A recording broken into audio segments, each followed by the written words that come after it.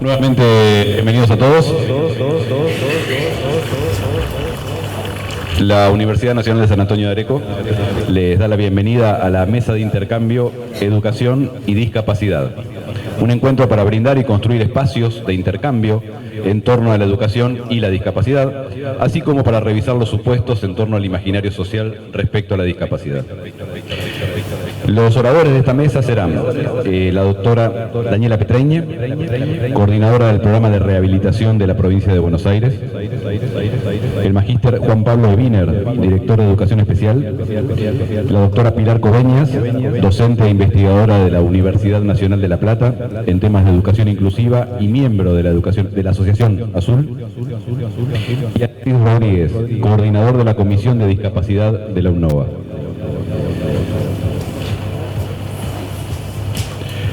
Esta charla, además, es la presentación del programa Nexos Accesible, experiencia piloto de accesibilidad académica dentro del programa Nexos de articulación entre niveles.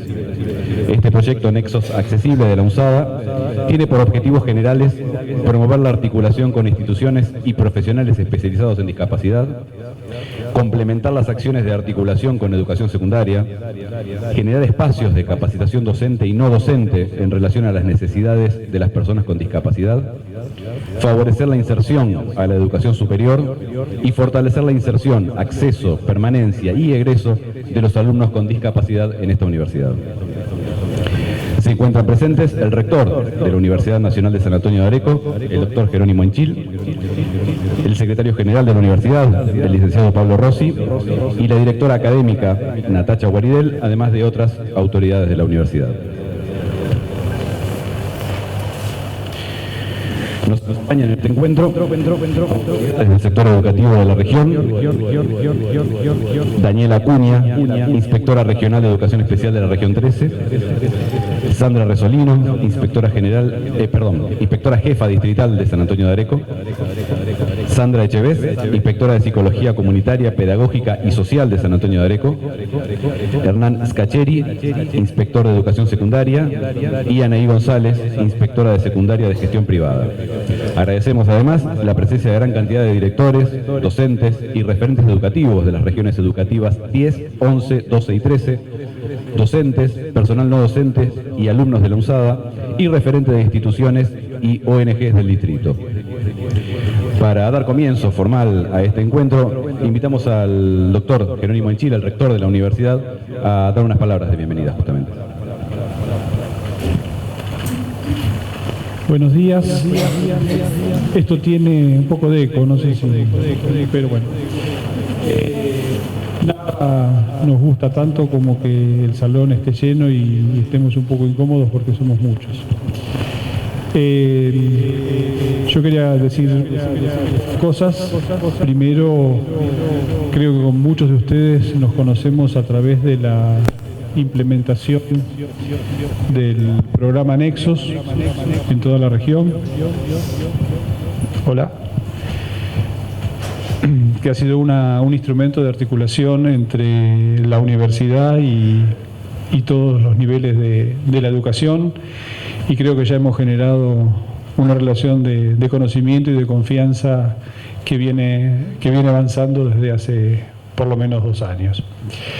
Hoy damos un paso más, vamos a poner en marcha este programa de Nexos Accesible, que por supuesto pone sobre la mesa, pone en discusión una realidad que merece la atención de todo el sistema educativo, como es el acceso a la educación y a la educación superior de personas con discapacidad.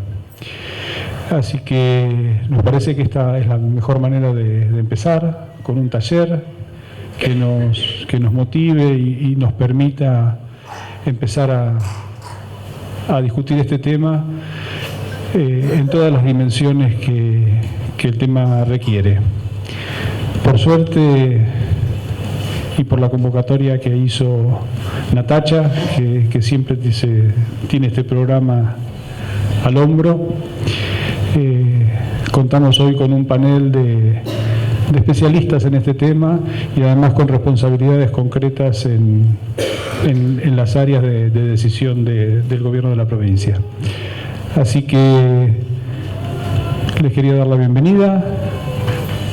Creo que es misión de la universidad garantizar que los derechos se vayan convirtiendo en realidad.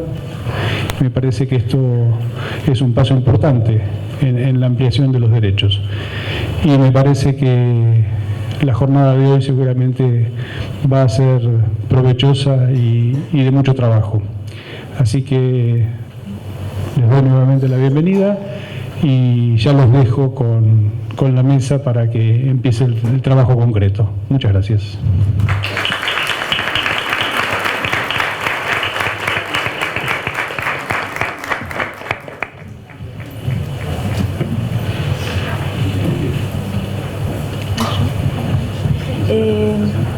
Sí, ¿la busco? Me parece que me voy a ir para acá. Bien.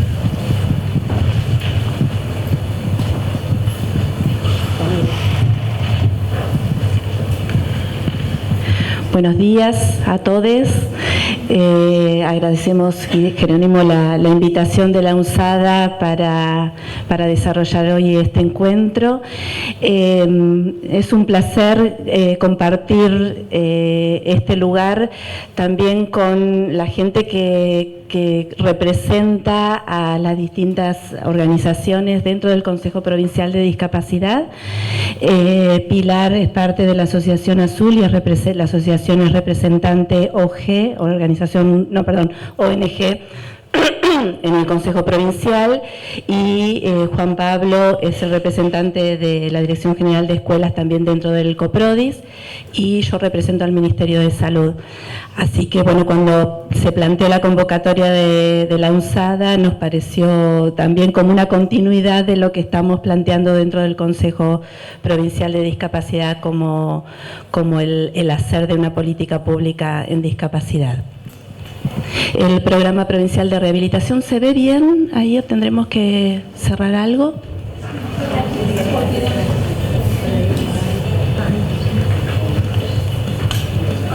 ¿Ahí mejor? El programa provincial de rehabilitación tiene a cargo la regulación de las juntas evaluadoras de la certificación de discapacidad en toda la provincia de Buenos Aires.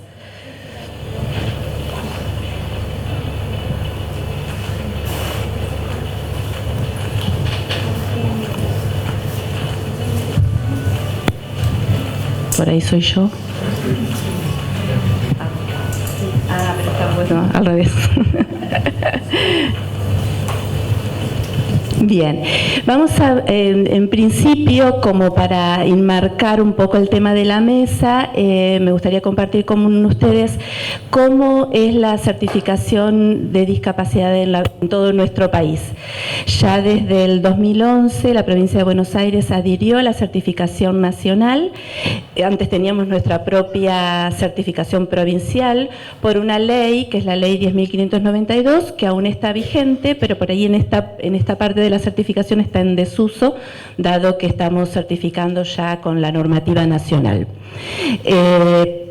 Como tenemos una ley provincial que es la 10.592 y también la nacional que es la 22.431, todas las personas con certificación única de discapacidad van a estar enmarcadas dentro de esta normativa. Y va a ser la llave de acceso a todos los derechos que estén instituidos dentro de esta norma vigente.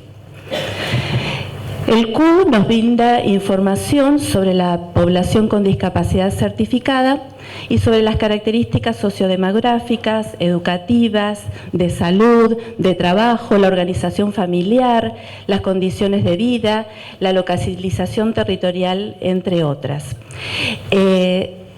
Las resoluciones por las que nosotros certificamos son la resolución número 175 del 2009, que es cuando se comienza a implementar el CUD, el Certificado Único de Discapacidad, a nivel nacional.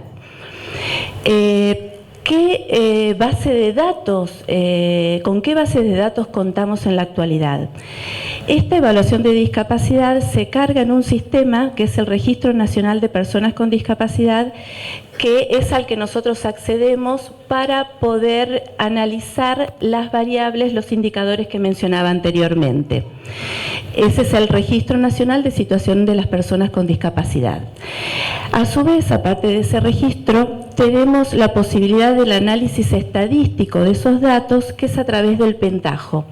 Con el Pentajo nosotros podemos analizar, a partir de esa carga de los certificados, qué tipos de deficiencia, las frecuencias con las que aparecen, los grupos etarios. Podemos hacer todo el análisis estadístico epidemiológico en relación a discapacidad.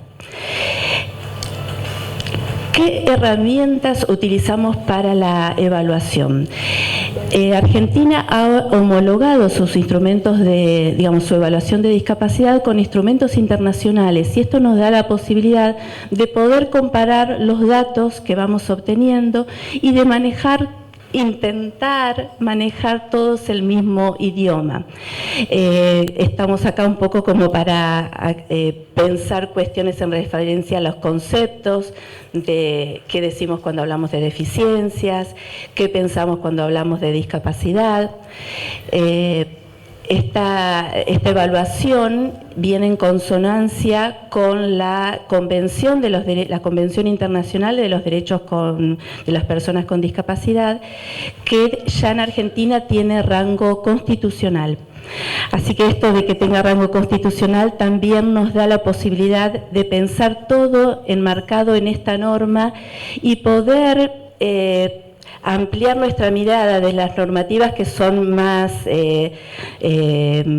desde lo que es una normativa provincial o una ley nacional, porque la Convención ya tiene toda la terminología ayornada al modelo social y de derechos con lo que hoy pensamos a la discapacidad.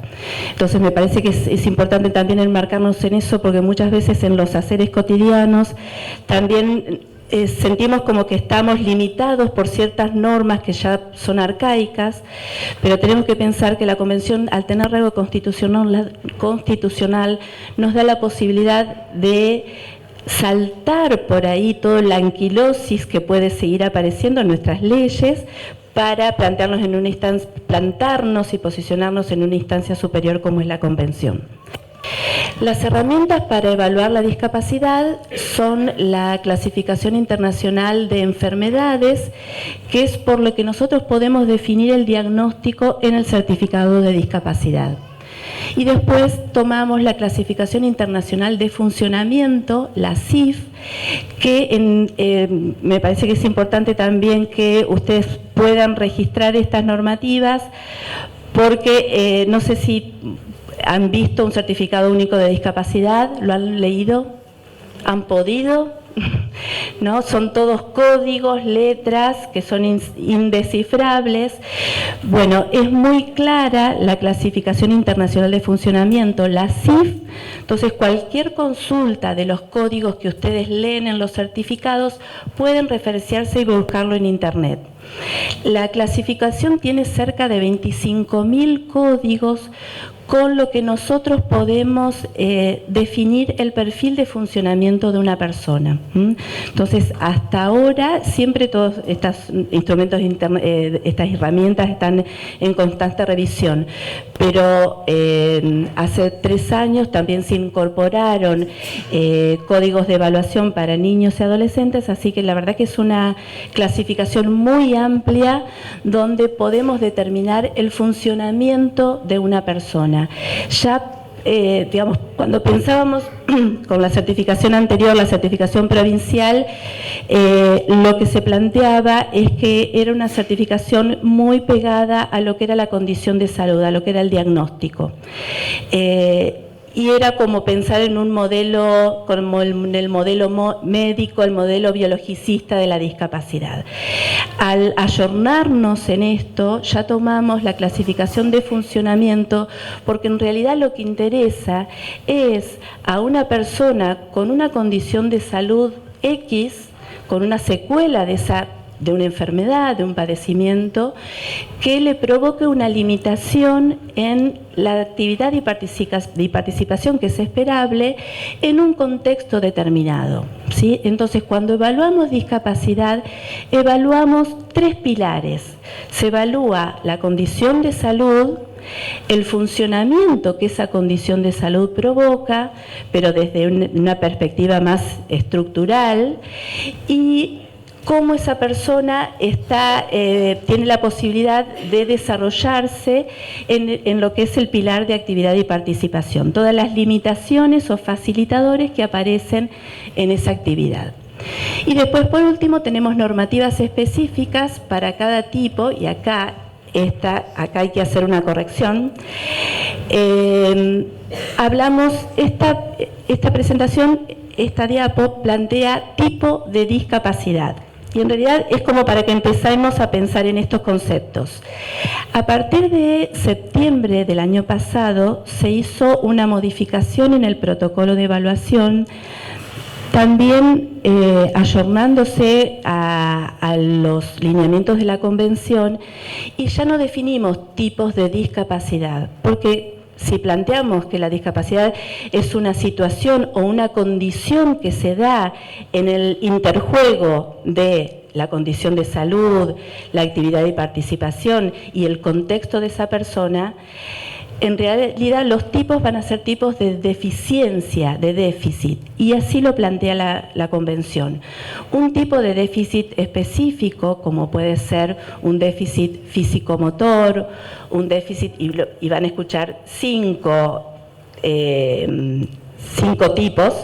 Tenemos el déficit físico-motor, el déficit físico-visceral, sensorial-auditivo, sensorial-visual, mental e intelectual. Entonces, esos son los tipos de deficiencias que nosotros podemos definir, y ya no hablamos más de tipos de discapacidad.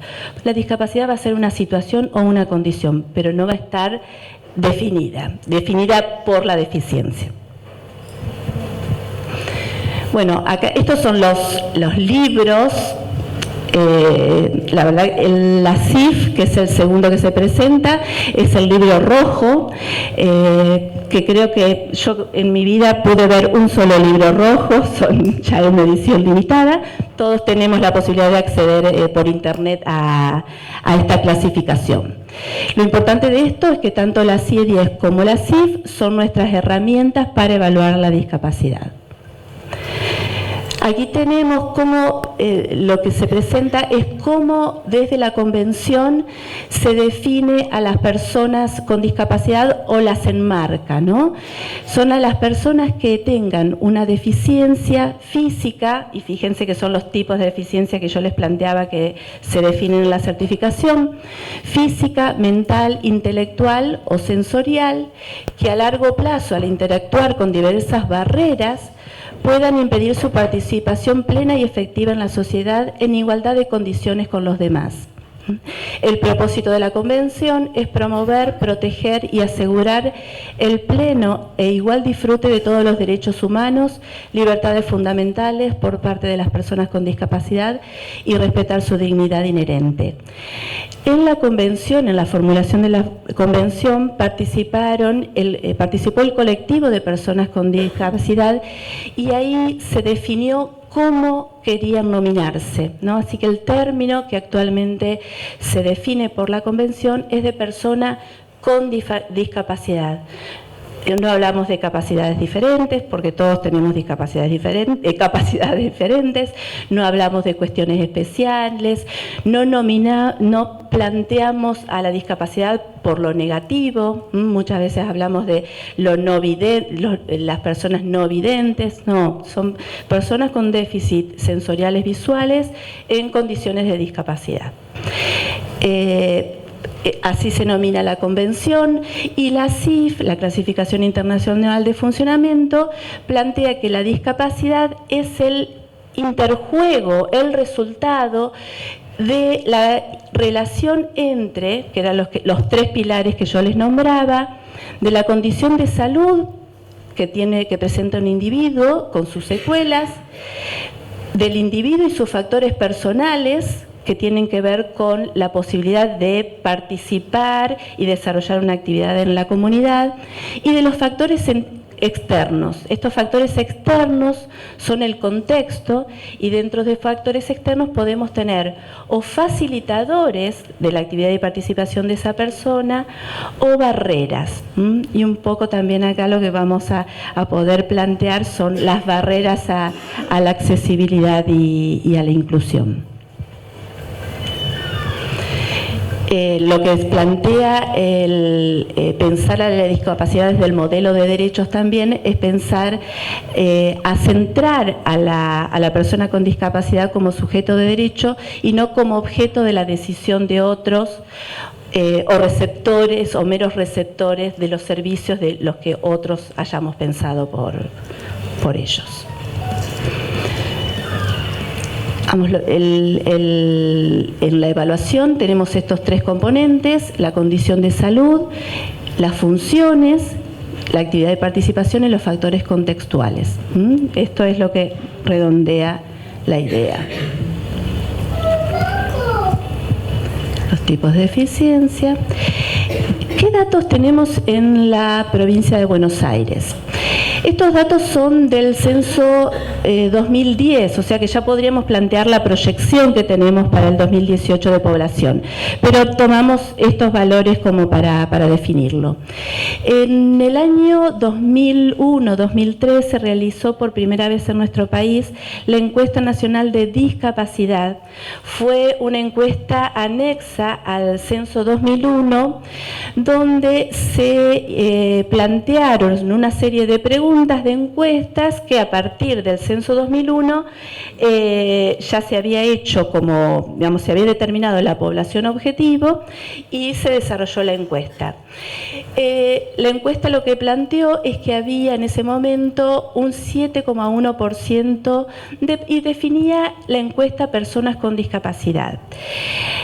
En la revisión de esa encuesta, lo que se acordó también es que había un error metodológico, porque para definir personas con discapacidad en nuestro país tenemos leyes, y las leyes hablan que se definen también a partir de la evaluación de discapacidad, con la certificación. Esa encuesta no había tomado en cuenta este punto y tomó la encuesta con una serie de preguntas que tenían que ver con que se le preguntara a una familia si había personas con dificultades para ver, para aprender, si tenía conductas extrañas, dificultades motoras, dificultades para ver. Entonces, así se respondió esa encuesta. Entonces, en el 2011 ya lo que se planteó fue la encuesta nacional de personas con dificultades o limitaciones permanentes. Ya no define la encuesta personas con discapacidad, sino otro colectivo que es muchísimo más amplio y que ese sería nuestra población objetivo para evaluar discapacidad. Entonces, al ampliar este rango, lo que aparece es que la prevalencia en una población de 15.600.000 para el 2010 era del 12% de personas con dificultades o limitaciones permanentes, ¿sí? Que es un grupo de 1.875.000. Hoy por hoy nosotros tenemos evaluadas en la provincia 500.000 personas con CUD aproximadamente, y eso equivaldría al 19% de ese grupo del 1.800.000, ¿sí? O sea que tenemos que desarrollar todavía un trabajo como para que todas las personas, digamos, que requieran la evaluación puedan acceder a la misma. La población con dificultades o limitaciones permanentes es mucho mayor, pero la certificación es un derecho también y es una opción voluntaria de las personas con discapacidad. Así que también ahí tenemos un recorte de que no todas las personas con dificultades o limitaciones permanentes lo van a solicitar. Esto es una decisión personal. Para todo el país, el censo nacional que mencioné determina un 12,9% y para provincia de Buenos Aires el 12%.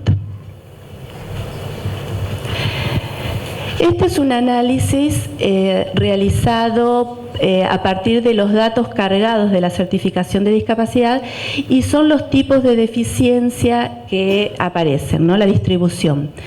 Tenemos que el déficit mental cubre, la física motora es la deficiencia de mayor prevalencia, la sigue la deficiencia mental con un 30%, luego la deficiencia física visceral con un 12%, la sensorial auditiva con un 11%, la sensorial visual con un 4% y la intelectual con un 8%.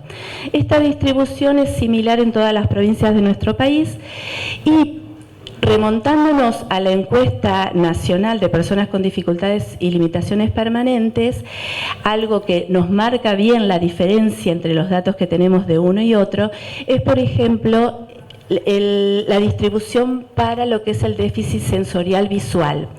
Si se fijan en la certificación de discapacidad, es uno de los tipos que tiene menor incidencia, siendo que en la encuesta de hogares de personas con dificultades o limitaciones permanentes, las personas que refirieron déficit sensoriales visuales era de aproximadamente entre el 30 y el 40%, ¿no? Y eso tiene que ver con que todos vamos a referir que tenemos dificultades para ver si usamos anteojos.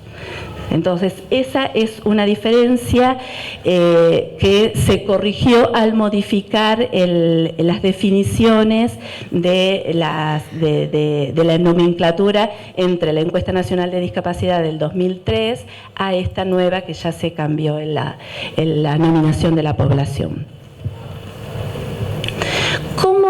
¿Qué es lo que debe hacer una persona que quiere hacer la evaluación de discapacidad, que quiere obtener su certificación? Tenemos en nuestra provincia 160 juntas evaluadoras de discapacidad. La conformación de las juntas evaluadoras es interdisciplinaria, está conformada por los profesionales de la salud, médicos, psicólogos, trabajadores sociales, terapistas ocupacionales, fonoaudiólogos, kinesiólogos, ya dije, psicopedagogos, y ahí cerramos todo el grupo de profesionales que puede participar de la evaluación. Planteando esta mirada también interdisciplinaria, la capacitación de esos profesionales está unificada en la capacitación que realiza la Agencia Nacional de Discapacidad, que es el organismo que habilita a todos los profesionales que conforman las juntas evaluadoras.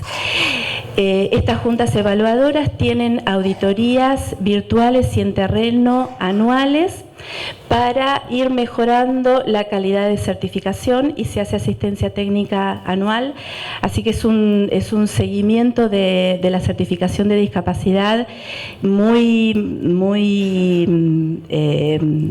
cotidiano. Estamos en permanente contacto con las juntas evaluadoras y esto tiene que ver con que la base de datos tenemos el privilegio de tener una base de datos que nos permite analizar muchísimas variables. Entonces lo que pretendemos es que esa base sea lo más pura posible en cuanto a los datos que arroja. Cuando una persona necesita solicitar la evaluación, se presenta a las oficinas de gestión en los municipios. Nosotros tenemos a nivel central toda la información, pero a su vez en cada municipio todas las dependencias saben dónde está el lugar de orientación. Las personas que orientan pueden ser los administrativos o los mismos profesionales que intervienen en la Junta, y ahí, según la condición de salud que plantee la persona, se la orienta. Hay veces que se necesitan planillas específicas, está muy claro y determinado qué tipos de estudios son indispensables, otros que no. Entonces la idea es facilitar también el acceso a esto. La evaluación por normativa es presencial, La persona completa una declaración jurada, que es la solicitud, donde están todos sus datos personales, y después se completa un protocolo que fue modificado el año pasado en septiembre, que esto lo completa la Junta Evaluadora, con todas las herramientas de la Clasificación Internacional de Funcionamiento. Ahí se le va consultando a la persona cómo desarrolla sus actividades de la vida diaria, se toman en cuenta los informes médicos, los informes de las escuelas, de los equipos pedagógicos y de tratamiento, y así se define el perfil de funcionamiento. Esta evaluación se carga en una base de datos y se imprime. La impresión es en un papel moneda, el papel tiene numeraciones específicas, así que como todos siempre tenemos presentaciones consultando por la autenticidad de las certificaciones, pero la verdad que el sistema tiene hasta una consulta pública que cualquiera podemos acceder teniendo el certificado en mano con un código de barras que aparece en sus márgenes. Así que en el mismo certificado aparece el sitio web donde se puede consultar, porque, por ejemplo, ustedes en la escuela pueden tener acceso a alguna certificación que ya esté, que por el plazo de validez todavía esté vigente, pero que haya sido de baja por algún motivo. Entonces ustedes pueden chequear la autenticidad con el código de barras que aparece en un costado.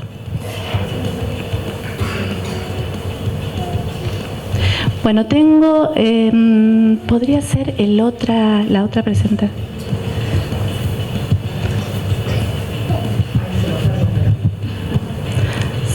Después.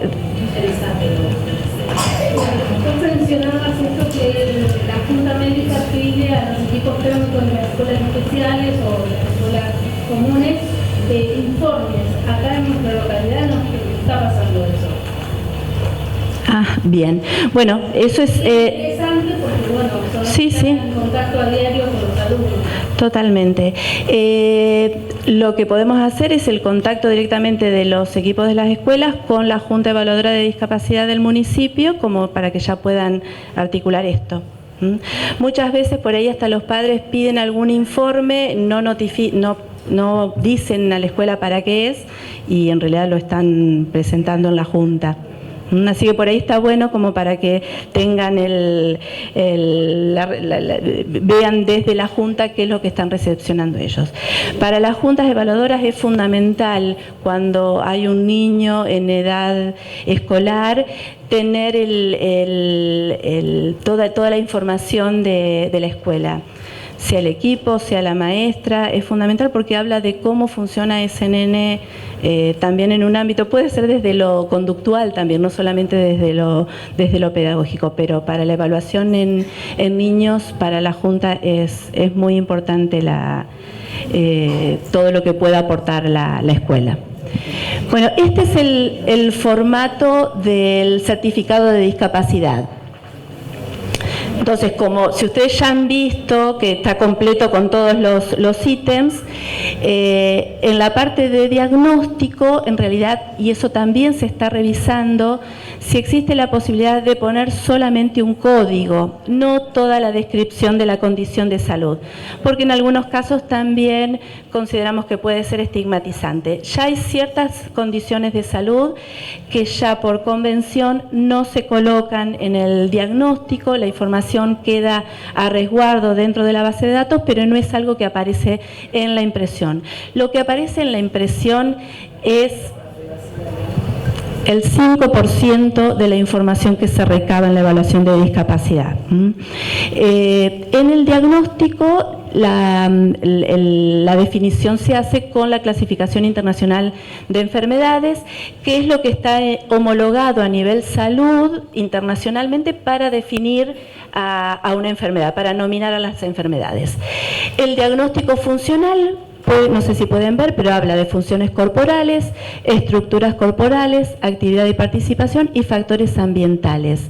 En la CIF, la Clasificación Internacional de Funcionamiento, ahí ustedes van a encontrar todos los códigos, todas esas categorías que han visualizado y que no llevan a ningún lado, no puede determinar que, digamos, leyendo el CUD, el funcionamiento de esa persona, pero sí llevando esos códigos a la búsqueda en la clasificación internacional de funcionamiento. Por ejemplo, en funciones corporales, algo que ustedes pueden ver, porque entiendo que hay escuela especial acá, es el código B177. Ese código es específico para déficit en la función intelectual. Y aparte de ese código, después ven punto y otro número. Por ejemplo, en el caso de funciones vamos a tener B177, B160, punto 23. La primera parte, el B160, ese número de 3 cifras, va a definir una categoría, como les dije, por ejemplo, un déficit en la función intelectual. Y la numeración que sigue después del punto define la gravedad de esa limitación. Si estamos hablando de B177, déficit intelectual, punto 2, estamos hablando de un déficit intelectual moderado.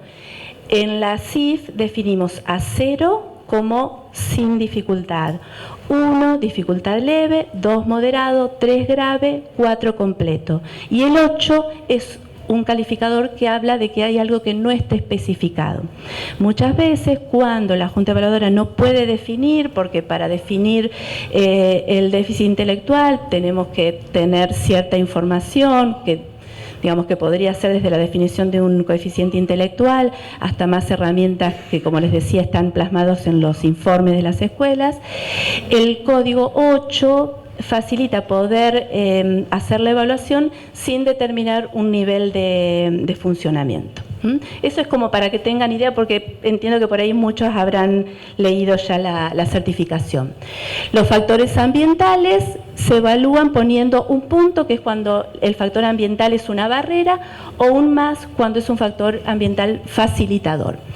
Después, la orientación prestacional se define con las categorías de la Ley 24.901, que es la de prestaciones, y a partir ahí ustedes pueden ver, por ejemplo, requerimiento de prestaciones educativas, de prestaciones de rehabilitación, de centro de día, de transporte, y son todas las categorías según la definición de esta ley. Después podemos ver la categoría de acompañante. Este es un formato que ya está por resolución, pero todavía no tiene vigencia porque estamos en pleno cambio de papel moneda. Pero ya el certificado nuevo va a tener la opción escrita de la persona con discapacidad de viajar con o sin acompañante. Hoy por hoy también en Provincia de Buenos Aires tenemos normativas que avalan esta situación de que la persona no necesariamente tiene que viajar con acompañante si así lo decide. Después está la firma de los 3 profesionales que intervienen y después tiene una parte troquelada que eso se puede plegar y plastificar para utilizar como pase libre. ¿Querían comentar algo? Era eso lo del informe. Está bien. Sí, estoy pensando, ¿no?, en el modelo social de la discapacidad y de nuestro posicionamiento en la modalidad de educación especial. ¿Qué distancia todavía existe entre este modelo social y este certificado? A nosotros nos llegan los servicios educativos códigos, por ejemplo, que dicen trastornos adaptativos escolares. Y esto tiene mucho peso también, o cuando dan la orientación prestacional. Y muchas veces no está en esto, y lo decía la compañera también, no hay una conexión o un trabajo conjunto de articulación. Está el CEUDE por un lado, el cual lo lleva a la familia y demanda del pueblo. Y muchas veces nosotros también hacemos las valoraciones, para nosotros una valoración, ¿no?, en función de cómo funciona ese niño en el ámbito escolar y en otros contextos. Pero todavía hay una distancia. Quería comentar algo más. Cuando dice con o sin acompañante,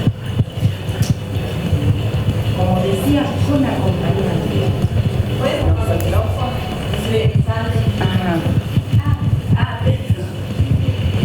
decía, ¿no? Que todavía, desde la modalidad de educación especial, los que trabajamos en la modalidad de educación especial, nos encontramos con que todavía existe una distancia entre nuestras intervenciones pedagógicas y ese certificado de discapacidad. Aún está impregnado de este otro modelo médico biologicista.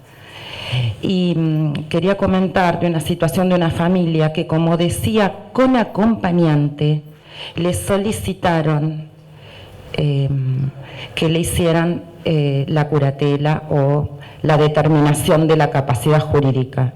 Entonces intervenimos nosotros como institución educativa y le digo, eso es para el transporte. Y en IPS nos solicitaron que, como decía, con acompañante, siendo que está la ley de salud mental, siendo que se tiende a la desmacomianilización. Digo, ¿qué contradicciones entre lo que dice el marco normativo y cómo está funcionando en el territorio cuando uno va y se encuentra con esas barreras? Bueno, tenemos muchísimas variables. Como les planteaba anteriormente, también lo que nosotros desearíamos es que el diagnóstico fuera un código también. Y como les planteaba también en una parte de la presentación, las clasificaciones internacionales están en plena revisión. El CIE-10, que es la opción por lo menos compartida internacional hasta ahora, y ya se está esperando la versión, es la versión 10, ya estamos esperando la versión 11, pero la CIE-10 habla de trastorno. Y lo digo así, trastorno, siendo que la ley de salud mental habla de padecimientos. Cuando hablamos de niños, hablamos de diagnósticos que los tenemos que pensar como funcionales, como en un momento determinado y con la posibilidad de cambio. Entonces, también esto se está planteando en la certificación y desde hace mucho tiempo. Si vemos también el análisis estadístico, nosotros estamos observando en la franja de 0 a 14 años un aumento de todas las que tienen que ver con los déficits mentales e intelectuales, y que en realidad es una población que, si no fuera por el requerimiento de cobertura en las obras sociales, sería una población que no se estaría certificando. Entonces también estamos forzando como sociedad una evaluación y una certificación como para caer en un paraguas de acceso, y como charlábamos anteriormente, es como todo un camino a recorrer para que seamos ciudadanos de derecho, no ciudadanos con derechos por ser un colectivo específico y protegido por una ley. Mientras recorramos todo este camino, estas cuestiones van a aparecer. Sabemos que la curatela ya por la convención ya hace tiempo que no se debe exigir. Desde el año pasado se cambiaron los formularios tanto del de pensiones nacionales como el del IPS y ya se eliminó eso. Entonces hemos tenido avances, pero también sabemos que en los locales por ahí la información o los cambios que se generan cuesta transmitirlos y homogeneizarlos a todos. Entonces lo importante es que ustedes se lleven la idea de que curatela no se exige, entonces que ustedes también en el conocimiento de la normativa pueden interpelar a los que plantean estas cuestiones como para plantear otra cosa, ¿no? Digamos, curatela porque diga acompañante, eso no corresponde, nunca se hizo así. Entonces, bueno, puede ser que haya lugares donde tengan esa visión y, bueno, hay que ir ayornando a todas las dependencias también. Nosotros en general, y esto se los comento porque por ahí les puede servir, como formamos parte del Consejo Provincial, tomamos casos que por ahí a mí me llegan de las juntas evaluadoras, cuestiones que tienen que ver con educación, por ahí las pasamos a educación y ya de ahí se resuelve. Cuestiones que tienen que ver con IOMA, con información que les dan en las bocas locales o del IPS, nosotros lo pasamos a las dependencias que corresponden, entonces ya ahí hacen como una actualización de la información que tienen las sedes. Y esa es la idea. El CIE-10, para mí personalmente, es doloroso en las definiciones como trastornos de los padecimientos. Todavía no tenemos la condición del espectro autista. El código del CIE-10 es trastorno generalizado del desarrollo, es TGD. ¿sí? Todavía no, como no tenemos la nueva revisión, eso no está modificado. Trastorno emocional severo, que ahí entra todo, cuando no hay un diagnóstico específico. Tal cual, sí. Bueno, y ahí en los trastornos emocionales severos, vamos, la Junta muchas veces evalúa y si la limitación funcional es tal que corresponde a la certificación, se hace. Si no, se deja pendiente, se espera que se defina el abordaje como para ver si se llega a algún diagnóstico más de causa, ¿no?, de esa situación. ¿Alguna otra? Bueno. Pasa que, perdón, pero en la realidad, yo voy a hablar por ahí de acá, no pasa eso. Nos espera, digamos, nosotros vemos muchas veces y con más continuidad los certificados con trastornos severos y la realidad que uno lo ve de cómo actúa ese niño dentro de la escuela y a veces no es lo que nos pone. A veces uno siente que los papás exigen un certificado de discapacidad, quizás desde el desconocimiento lo digo, y no los limitas a un montón de otras cosas en las instituciones educativas ese certificado de discapacidad. Entonces, yo cuando le escuchaba a usted decía, más allá de lo que vos decís de la curatela, la diferencia es abismal en cómo nos sentimos nosotros en educación en esto, porque todavía seguimos ubicando a los chicos por sordos, gestos, y la verdad que nos falta mucho. Bueno, pero me parece que es un camino que estamos recorriendo, ¿no? Me parece que como personas esto nos conmueve y nos abruma, pero esto es un proceso evolutivo y como sociedad tenemos ya normas que tenemos que conocer y tratar de unificar ese lenguaje e ir yendo todos para ese mismo lado. Es cierto, y en la provincia hay experiencias donde las juntas trabajan y, digamos, se anticipan a una certificación de discapacidad que pueda condicionar el futuro de esos chicos, con las escuelas, pero bueno, tiene que ver con la articulación que se pueda generar entre las instituciones.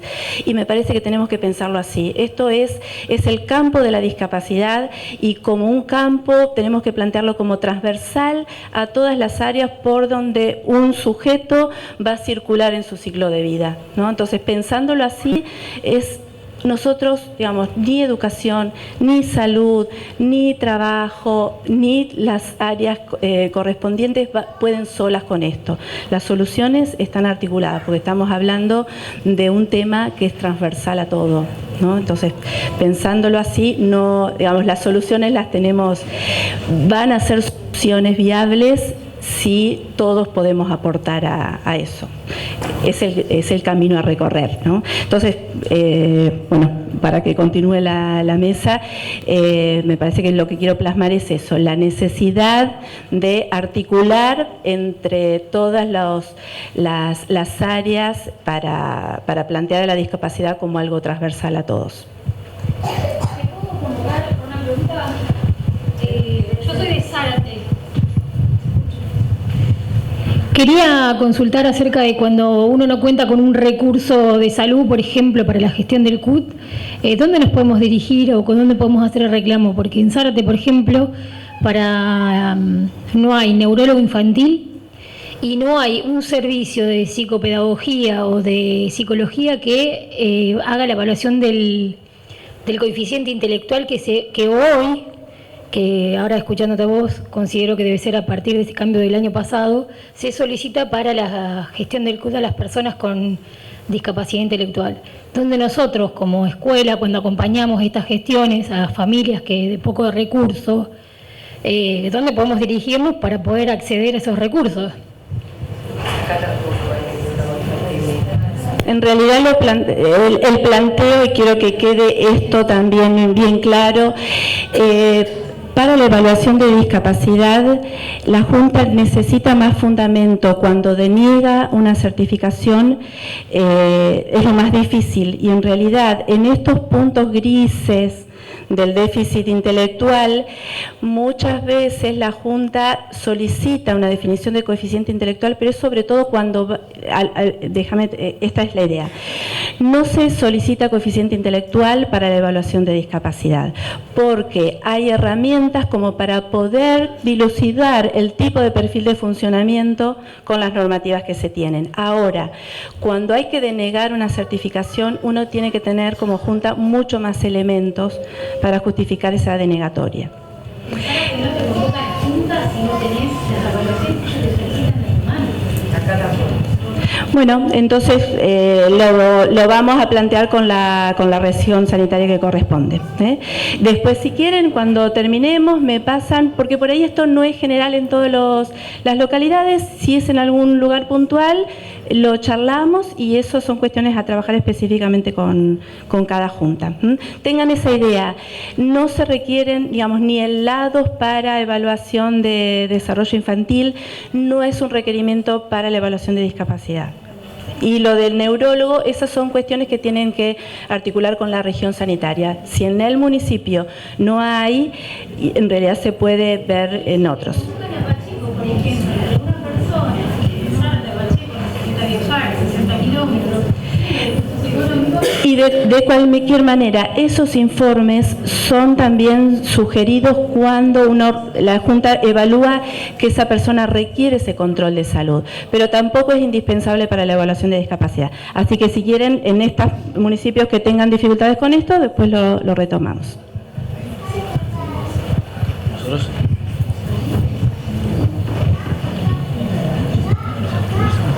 Sí.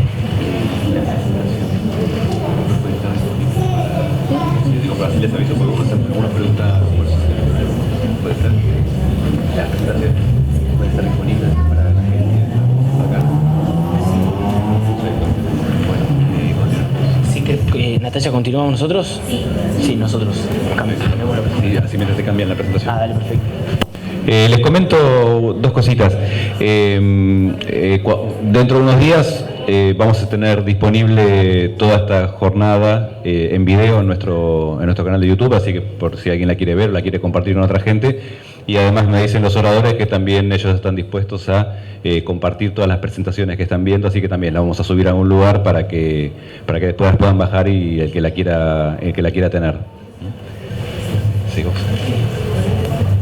Gracias. Bueno, me paro en realidad para poder guiarme con la presentación, ¿sí? Yo soy Juan Pablo Ebiner, soy el director de Educación Especial de la provincia de Buenos Aires. Trajimos una presentación de PowerPoint con Pilar. La realidad es que la presentación no aporta mucho más que lo que voy a decir yo, ¿sí? Pero la voy a usar de guía. Tiene un poco de texto, sobre todo referencias normativas, que yo también voy a ir leyendo. La idea nuestra, la realidad es que es por ahí concentrarnos un poco sobre el trabajo que estamos haciendo desde la provincia de Buenos Aires respecto a la educación inclusiva. La realidad también es que hoy a la mañana, cuando llegué un ratito antes de que empecemos, hablábamos con Natacha de la cantidad de desafíos que hay en el nivel superior para generar propuestas. No solo propuestas por ahí de formación docente, tanto inicial como de formación docente continua, ¿sí? De herramientas de educación inclusiva para entornos educativos, sino realmente ofertas accesibles a personas con discapacidad en el nivel superior. Entonces, un poco lo que queremos compartir, porque a Pilar la presentaron como representante de las organizaciones. La realidad es que ella es representante de las organizaciones, pero no solo tiene una trayectoria espectacular en el nivel superior, sino que también hoy está trabajando en el equipo de la provincia. Por lo tanto, armamos una presentación en conjunto para poder mezclar como las miradas y hacia dónde estamos yendo. La realidad es que en cuanto a los avances normativos, creo que tenemos un montón, ¿sí? Y por eso, cuando arrancamos hoy con esto de posicionar el derecho, no me acuerdo bien cuál fue la palabra que el rector utilizó, pero la realidad es que pasaron 25 años de la Declaración de Salamanca. Si hay alguien que no la leyó, los invito a leerla, y seguir legitimando el derecho de las personas con discapacidad a una educación inclusiva es un poco redundante también, ¿sí? Porque alguien también en alguna de las preguntas dijo, falta un poco llevarlo a la práctica, ¿no? Falta que se efectivice, porque la realidad es que marco normativo hay, podría ser más claro, somos poco claros a veces en nuestro país con los marcos normativos, pero en esta diapositiva quisimos plasmar un poco una línea histórica de distintos instrumentos que hablan de lo que nos convoca por ahí a todos acá hoy, que es la educación. Nosotros en la provincia de Buenos Aires estamos empezando a trabajar en los últimos años en este paradigma, ¿sí? Que mucha gente dice estamos llegando al paradigma o estamos empezando a transitar. No, este paradigma o el modelo social de la discapacidad es el paradigma actual, es el paradigma innegociable sobre el que tenemos que caminar hoy, y la realidad es que desde la provincia de Buenos Aires estamos intentando posicionar este modelo dinámico de la discapacidad, teniendo en cuenta no la condición de deficiencia de la persona, sino la activación de esa limitación en base a su relación con el entorno, ¿sí? El entorno tanto con la cultura como con las personas, como con las barreras edilicias también, y cómo empezar a poner la mirada, sobre todo en lo que compete a nuestra tarea, en el entorno educativo, ¿sí? En las instituciones educativas, y cómo poder generar espacios de inclusión para estos estudiantes con discapacidad que pueden necesitar distintos apoyos y que, bien dijeron antes, a nosotros nos falta mucho camino a recorrer. Por ahí disparamos con algunas cosas que Daniela decía respecto del certificado único de discapacidad y del nomenclador y de cómo se categorizaba.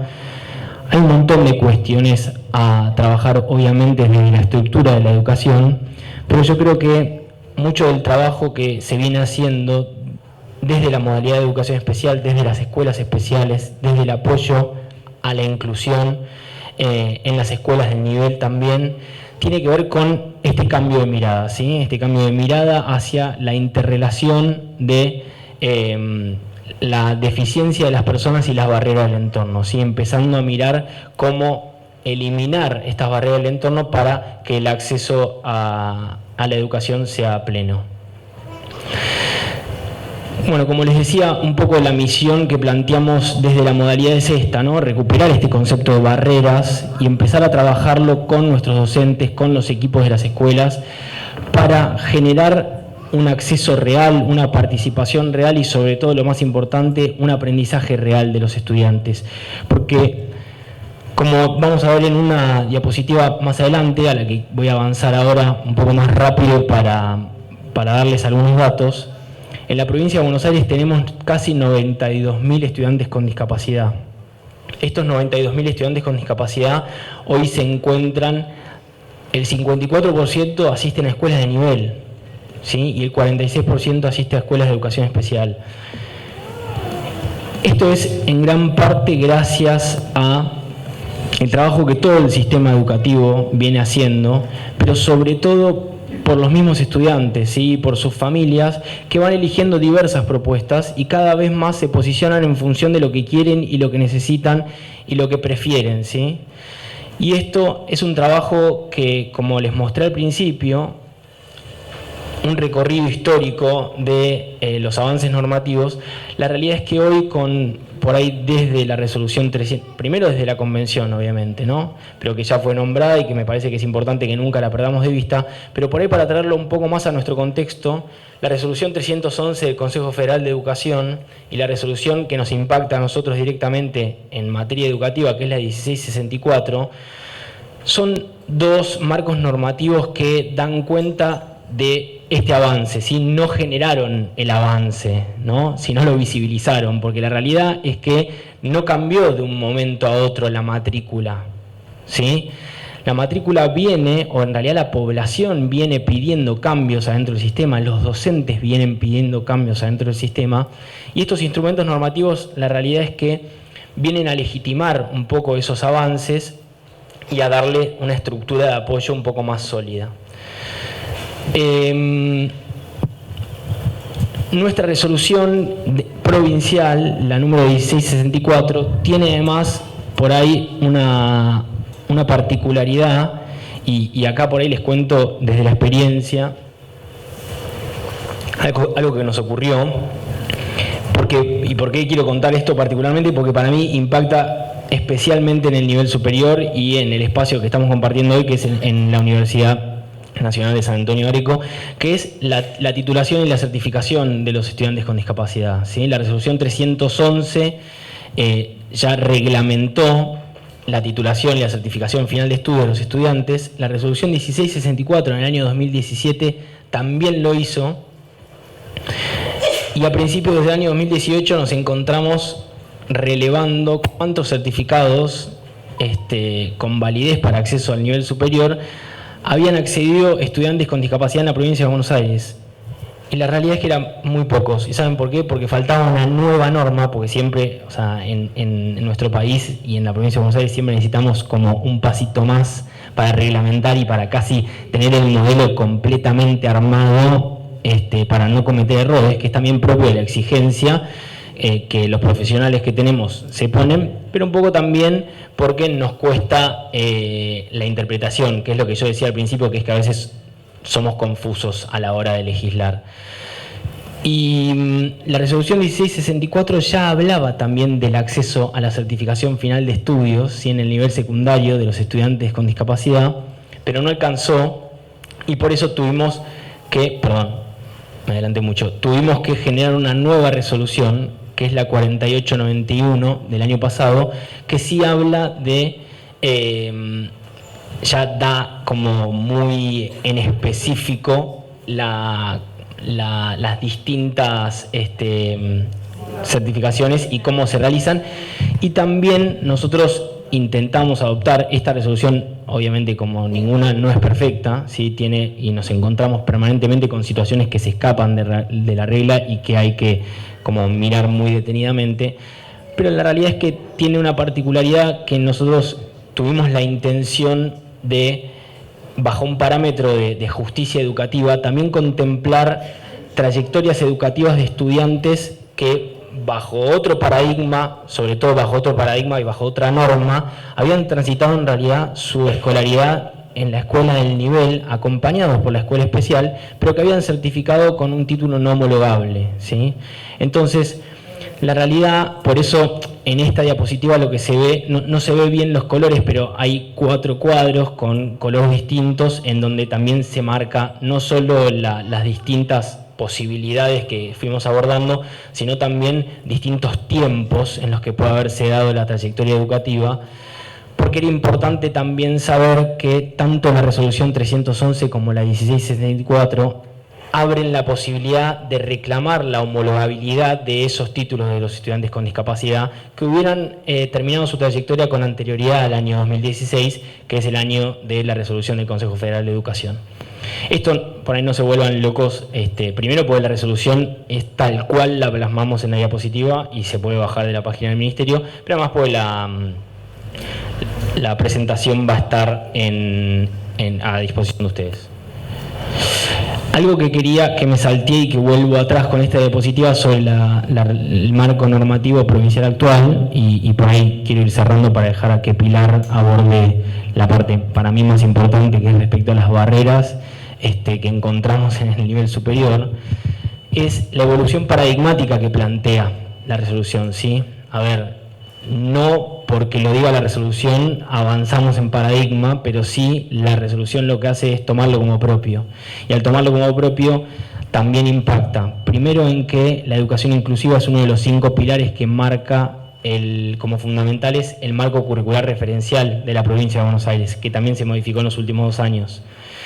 Después tiene 2 particularidades que para mí son fundamentales, que es posicionar el rol de la familia, ¿sí? Hablaron de las familias anteriormente. La familia no deja de ser y nunca no ha sido un actor muy importante a la hora en la trayectoria educativa de los estudiantes, pero la realidad es que creemos que esta resolución ha posicionado ese rol y ha por ahí enmarcado con mayores herramientas cuál es el lugar de ese rol y ha definido un poco mejor cuáles son los roles de distintos actores, entre ellos la familia. Perdón que voy rápido, pero no quiero que nos atrasemos con los tiempos. Bueno, yo por el momento no quiero decir nada más. Podemos tomar la pregunta después, pero prefiero que Pilar avance sobre su parte y después por ahí tenemos un espacio de preguntas o sugerencias, reclamos. Gracias. Hola, buen día a todas, todos. Bueno, yo entonces sigo. Como Daniela y Juan Pablo muy bien presentaron, la educación inclusiva es hoy vista como un derecho, el derecho a la educación de las personas con discapacidad, y también es una perspectiva pedagógica. Hay un campo de estudios pedagógicos que se denomina educación inclusiva y que nace con este cambio paradigmático que implica el pasaje del que se llama modelo médico al modelo social, que ya un poco se habló, que tiene efectos muy significativos para la educación, y de eso un poquito hoy quiero compartir algunas ideas, ¿no? Entonces, un poco el mayor cambio está puesto en el punto de vista, ¿no? Dejamos de considerar las personas con discapacidad como individuos que tienen una falla,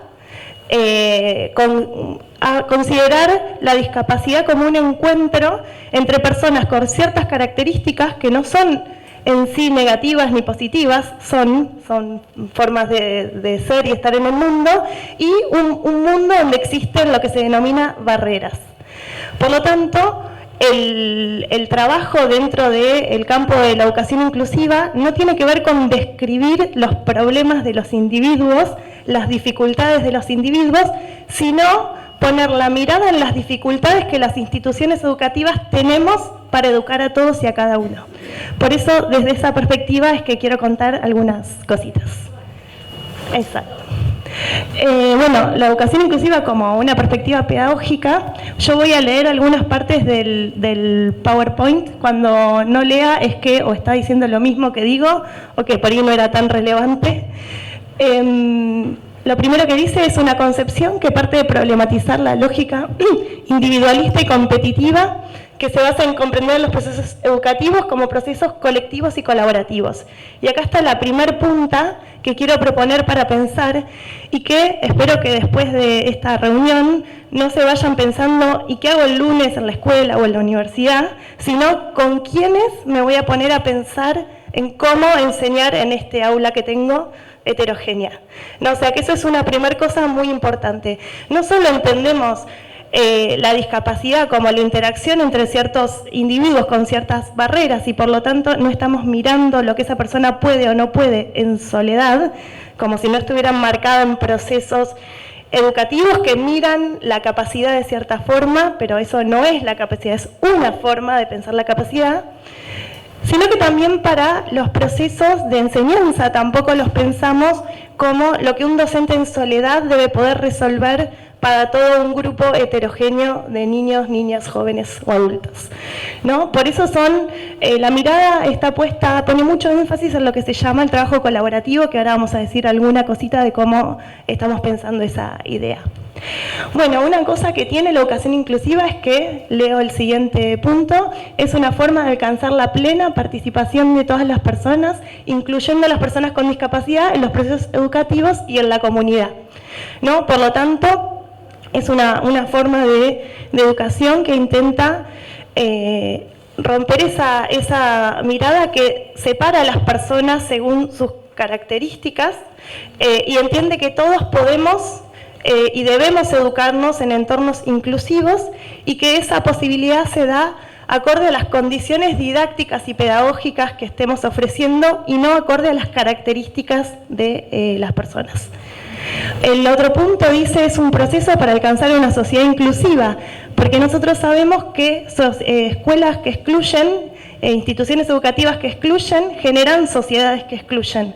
Escuelas inclusivas, por el contrario, generan sociedades inclusivas. Así que la educación inclusiva es una perspectiva que parte de esta idea. Y por último, dice, es una forma activa de eliminar todas las barreras a la participación y el aprendizaje de las personas con discapacidad. Y ahora nos vamos a quedar con ese último puntito para avanzar en lo que traje hoy, lo que trajimos hoy para compartir. Bueno, entonces dice el título, Educación Inclusiva corre la mirada de las dificultades del estudiantado y la centra en las instituciones, específicamente las barreras para su identificación y eliminación y los apoyos para su construcción en procesos colaborativos. Avanzamos entonces en describir algunas barreras posibles que hemos identificado en el estudio y en la actividad, en algunos espacios de universidades, más específicamente en la Universidad Nacional de La Plata, que es donde vengo colaborando con estos procesos, y en la construcción de apoyos también, algunas ideas, algunas recomendaciones o puntas para después seguir conversando. Bueno, al título dice, ¿cuáles son las barreras que podemos encontrar en una institución educativa? Acá yo propongo algunas, pero en realidad la lista no se acaba con estas posibilidades, sino que esto lo ideal sería que cada institución pueda clasificar su tipo de barreras específico por el nivel y por las culturas institucionales que también producen formas específicas de barreras, ¿no? Pero bueno, para tener algunas ideas sobre alguna tipología que circula bastante en el campo de la educación inclusiva, podemos pensar barreras de acceso físico, ¿no? Entonces, ¿cómo identificamos si existen barreras de acceso físico? Una pregunta posible es, ¿estamos seguros que todos nos movilizamos y accedemos a todos los espacios de forma plena? Eso estoy leyendo lo que está escrito, ¿no? Entonces, ¿qué es una barrera de acceso físico? Esa barrera que está en la institución, no en la persona, que no se puede mover o lo que fuera, que impide que todos nos podemos movilizar en todos los espacios, ya sea para acceder a la institución, para permanecer en la institución. Por ejemplo, puedo tener una rampa, pero no un baño adecuado, ¿no? Entonces puedo acceder, pero quizás no puedo permanecer. Sí. Puede tener una rampa de lanzamiento. También, una rampa de acceso. también, que te pueda tener que subir, no sé, Schwarzenegger más o menos, ¿no?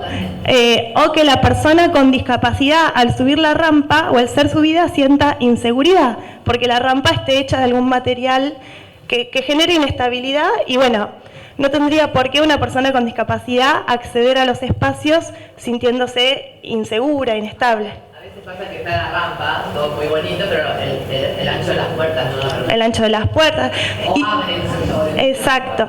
Y sobre todo esto hay normativa, por lo tanto no nos tenemos que poner creativas y empezar a medir, inventar nosotras las medidas de las puertas, sino recuperar esa normativa y ver que hay lo que se llama en arquitectura el diseño universal, que supone la construcción de espacios para que todas las personas podamos transitar, y hay, así como en educación inclusiva tenemos nuestros estudios pedagógicos sobre cómo construir aulas inclusivas, los arquitectos, las arquitectas también tienen un conjunto de estudios y de estándares para mirar si un espacio es o no accesible.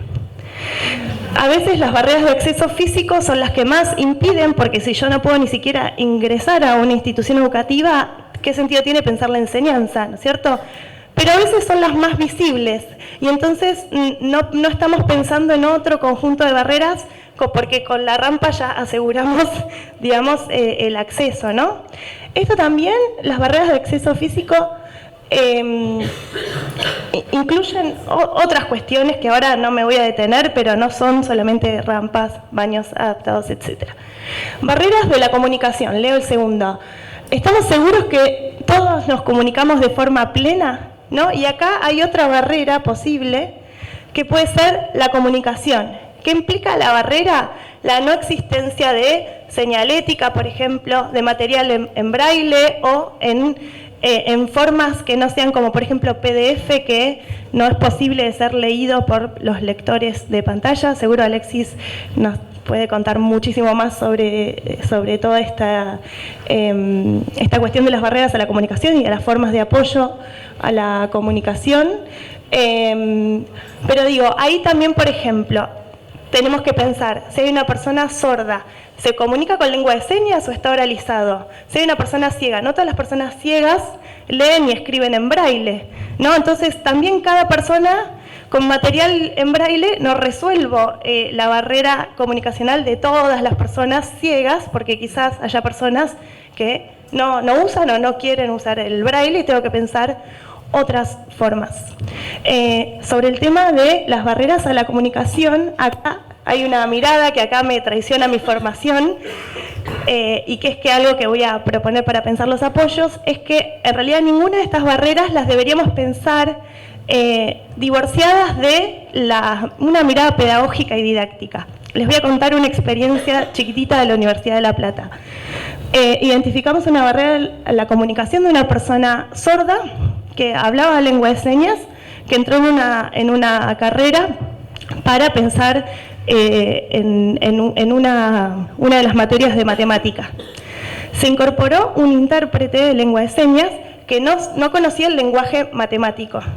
Se armó un lío bárbaro porque se produjeron fallas en la comunicación que no tenían que ver con las características de la persona sorda, ni con sus imposibilidades de aprender matemática, que quizá era la barrera que la institución identificó, sino con que en esa mediación del intérprete de lengua de señas, que no es un código la lengua de señas, por lo tanto, lo que yo estoy diciendo en castellano no se traduce tal cual, sino que hay que hacer como una explicación, tiene otra gramática y tiene otra forma de explicar. Por eso yo estoy hablando y no podría estar señando, porque eso implicaría que tendrían que pasar un montón de cosas en mi cabeza que no van a suceder, que no están sucediendo. No, pero es con otra lengua. Y además sumamos otra cuestión, que es el lenguaje matemático, que decir, dado cierto conjunto en lenguaje cotidiano no es lo mismo que decirlo en lenguaje matemático.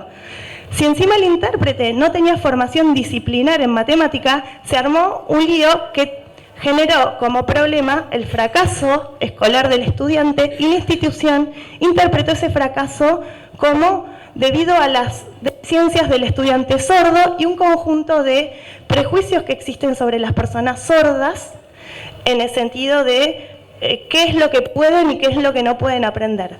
Sumado a otra barrera que puede ser una concepción de la matemática como un lenguaje muy complejo, muy abstracto, al que no todos pueden acceder, y una concepción de la enseñanza de la matemática como algo que es solo para los alumnos más rápidos, más brillantes, y no como una actividad que tendría que ser enseñar matemática a todos y cada uno, partiendo de la idea que todos podemos aprender matemáticas si generamos las condiciones didácticas adecuadas, sumado a un conjunto de prácticas universitarias que son diferentes de las prácticas en secundaria, ¿no? Entonces, quizás una forma de enseñanza más del tono de la explicación, de una forma tradicional de enseñar, que también puede haber producido la tercera barrera, que es la barrera didáctica. Las formas en que enseñamos los contenidos tienen efectos sobre esos contenidos. Por lo tanto, las formas de enseñanza de la matemática de la secundaria de este alumno, que teníamos algunas herramientas para mirarla,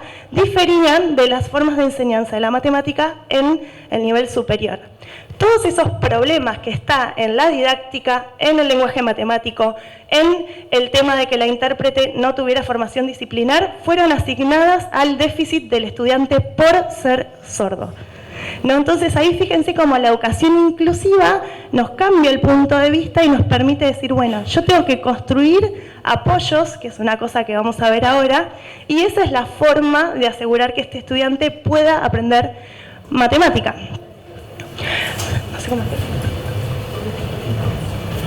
Entonces, acá encontramos este tercer punto, que es las barreras didácticas, que tienen que ver con que hay barreras que están en los procesos de enseñanza y en los procesos de aprendizaje, no entendidos como dificultades del aprendizaje, sino en las formas en las que los alumnos conocen y cómo nosotros miramos eso. Entonces, algunas preguntas para identificar si estamos ante una barrera didáctica es, ¿estamos seguros que todos somos considerados sujetos de aprendizaje? ¿No? Quizás algunas ideas sobre las personas sordas estaban interviniendo en pensar que la persona sorda no tiene la capacidad para ser un estudiante universitario o para aprender matemática del nivel universitario, etc. Estamos seguros que hay buenas expectativas sobre el aprendizaje de todos, que las características de un alumno no se leen como problemas para el aprendizaje, que todos debemos y podemos educarnos en entornos inclusivos, porque también todavía permanece una idea de que las personas con discapacidad tienen sus destinos institucionales propios, ¿no? Que no es el entorno inclusivo. Ese tipo de ideas puede llevar a que nosotros, aunque sea de una forma inconsciente, aunque no lo queramos, ninguna persona que digamos, todos nos hemos socializado en esa idea, por lo tanto podríamos pensar eso aún sin querer hacerle el mal a una persona con discapacidad, pero sí pensar este estudiante no es para esta universidad, no es para esta escuela, y eso interviene también en una cosa que se llama, que seguro todos conocen, efecto Pigmalión, por ejemplo, o profecía autocumplida, que es una categoría que explica un conjunto de estudios que dan cuenta como un docente, al tener cierta expectativa sobre el alumno, cierta lectura, produce intervenciones didácticas diferentes. Entonces, si yo tengo alta expectativa sobre un estudiante, voy a producir una mejor forma de enseñanza, voy a darle más oportunidades, etc. Si yo tengo bajas expectativas sobre el estudiantado, aunque no quiera y no me convierta en mala persona, pero es posible que mis intervenciones tiendan a devaluar un poquito la enseñanza para ese grupo de estudiantes o este estudiante particular, a causa de lo que yo leo como sospechas sobre lo que puede o no puede. En este caso sabemos que la discapacidad es una identidad, una forma que involucra muchos prejuicios de este tipo. Hay muchos estudios que muestran cómo cuando identificamos en una persona la discapacidad, esa marca sobre la persona se convierte en todo lo que vemos sobre esa persona. No podemos ver más que eso que no pueden. Entonces una persona ciega se convierte en alguien que no ve. Entonces no me doy cuenta cómo enseñarle geometría porque no puede dibujar ni acceder a representaciones gráficas sobre los triángulos, ¿no? ¿Qué nos propone la mirada de educación inclusiva? Bueno, no. Todos podemos aprender matemática, todos podemos aprender geometría. ¿Cómo aprendemos? No aprendemos a través de un don, de una capacidad innata, de una inteligencia específica que me permite acceder a la matemática. A aprender matemáticas se aprende desde ciertas perspectivas epistemológicas, como la de Charlotte, no sé si alguna etcétera, haciendo matemática. Aprender matemática es hacer matemática, como hacen los matemáticos en sus comunidades matemáticas. En ese sentido, el dibujo de un triángulo no constituye el triángulo, es una representación del objeto matemático, que es el triángulo.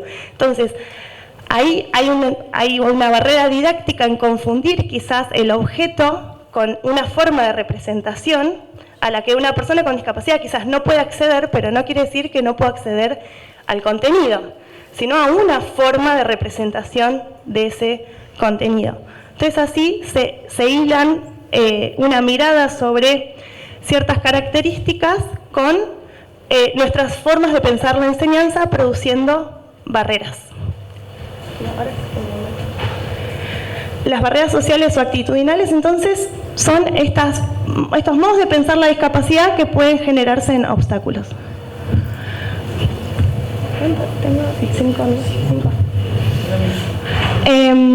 Los apoyos, entonces, son una forma de decir, bueno, identificamos las barreras, vamos a eliminarlas. ¿Cómo? Bueno, si bien no hay una relación lineal entre uno a uno, entre barrera y apoyo, sí educación inclusiva piensa en la construcción de apoyos como una forma posible de eliminar las barreras. Definimos el término apoyo, voy a leer, para diferenciarnos del usualmente utilizado por el sistema educativo como adaptaciones, que responde a una concepción que sostiene que es el alumno quien debe adecuarse a las instituciones educativas y no en el sentido contrario.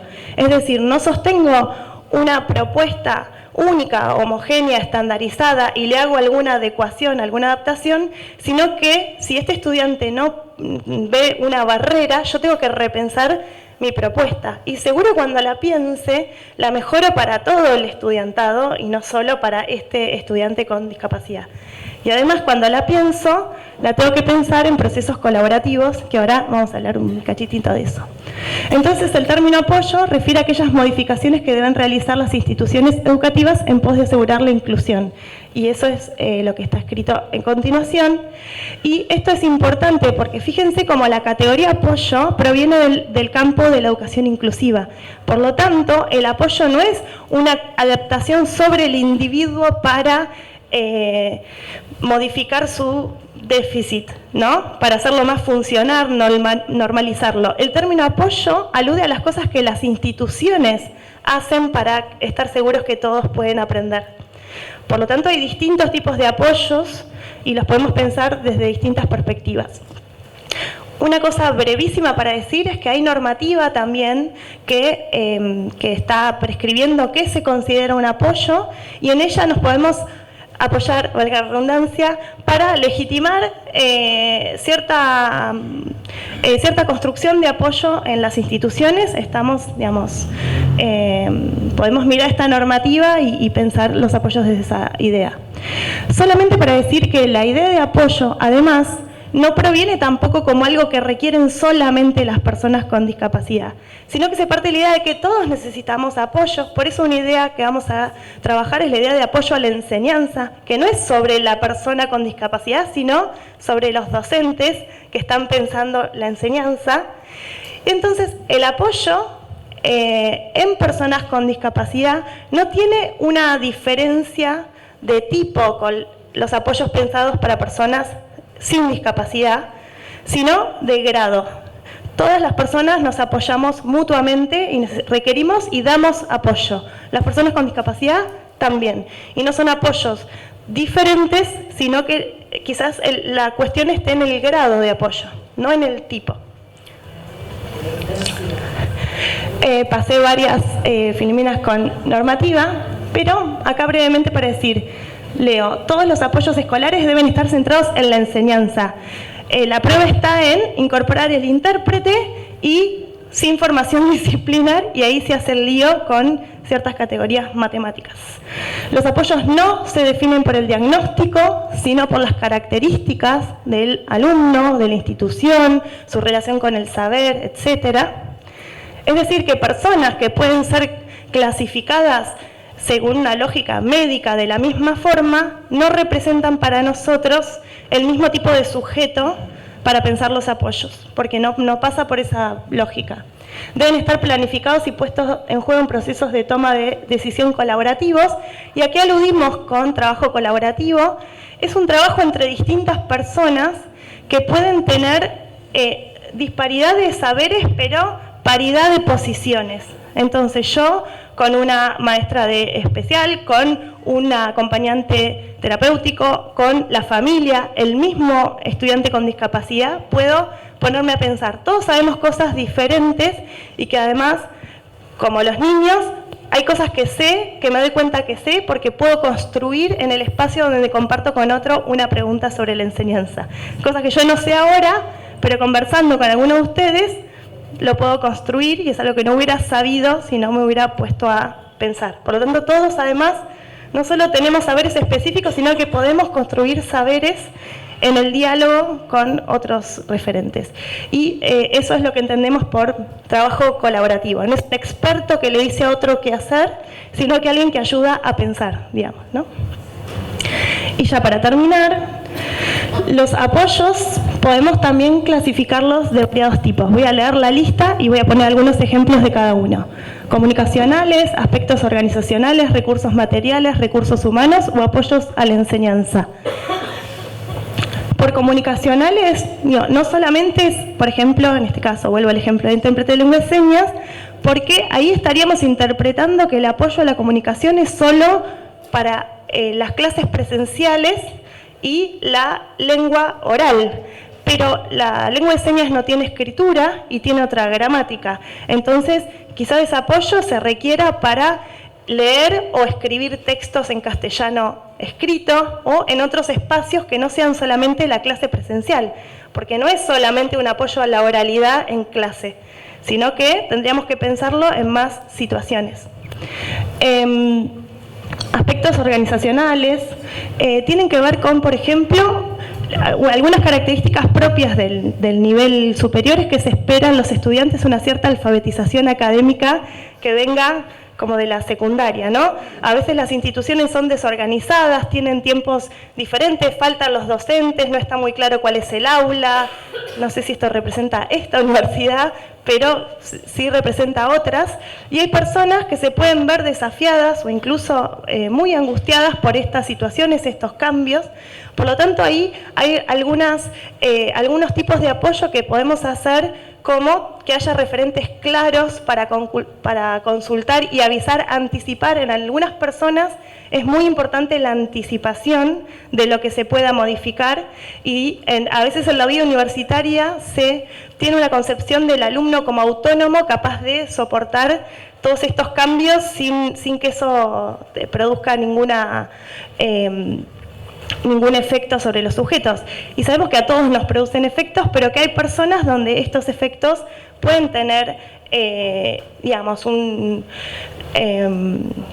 pueden generar como un desafío mayor. Entonces, tener un referente, alguien que sepa que anticipar, este profesor no viene, viene otro, cambia el aula, puede ser algo que resuelva una situación angustiante para alguna persona. También quizás haya personas que se alimenten o requieran algún espacio privado para hacer alguna actividad. También podría ser esto parte de un recurso organizacional, tener algún aula, algún espacio como refugio ante alguna situación o como para alimentación, si se requiere, no sé, alguien que se alimente por alguna sonda, etcétera, etcétera, eso puede ser ahí. Recursos materiales, ya dimos algunos ejemplos, recursos humanos y, bueno, apoyo a la enseñanza. Y con esto cierro, que quiero volver sobre la idea de no es como yo en mi soledad diseño las clases, sino la pregunta es con quiénes me voy a juntar para diseñar o incluso desarrollar las clases. Entre esos quienes tenemos que tener en cuenta a las personas con discapacidad, los mismos alumnos que son los que en muchos casos mejor saben sobre qué requieren, qué no requieren, cómo sí aprendieron, cómo no aprendieron, otros compañeros, otros profesionales, otros colegas, familias, organizaciones, digo, en esa mirada. Y sobre esto, lo último, recuerden que cuando pensemos los apoyos comunicacionales, materiales, no podemos incluir un recurso sin pensar en las consecuencias didácticas de cambiar un recurso por otro, porque quizás estemos cambiando el problema, el contenido, no lo advirtamos, haya una falla y se la atribuyamos a la característica del estudiante en vez de que yo no advertí que tenía que tomar ciertas decisiones didácticas. Bueno, con esto cerramos. Muchísimas gracias por la atención. Dejamos nuestros contactos.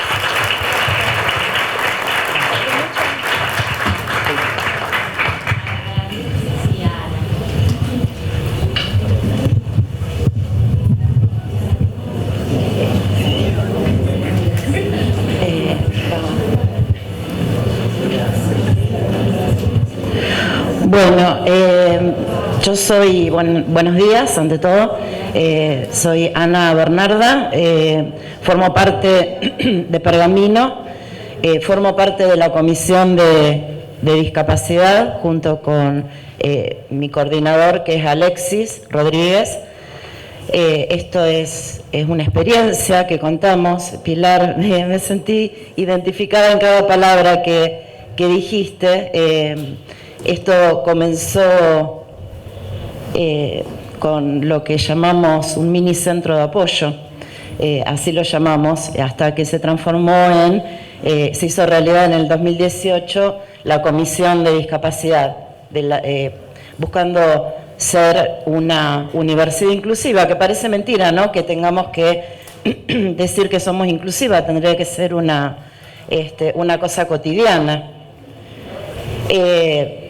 Así es como a partir del ingreso de alumnos con discapacidad, empezaron los grandes desafíos, ¿no? Por eso se creó el programa de accesibilidad académica, cuyo objetivo principal era brindar desde la institución una respuesta pedagógica que se sustente en los principios de igualdad y calidad educativa. Esto es, a ver, ¿cómo podemos lograr que este alumno transite la educación, el nivel universitario, pero sin restar calidad a esa educación? En este programa se trabajó, aún se sigue trabajando con relevamientos.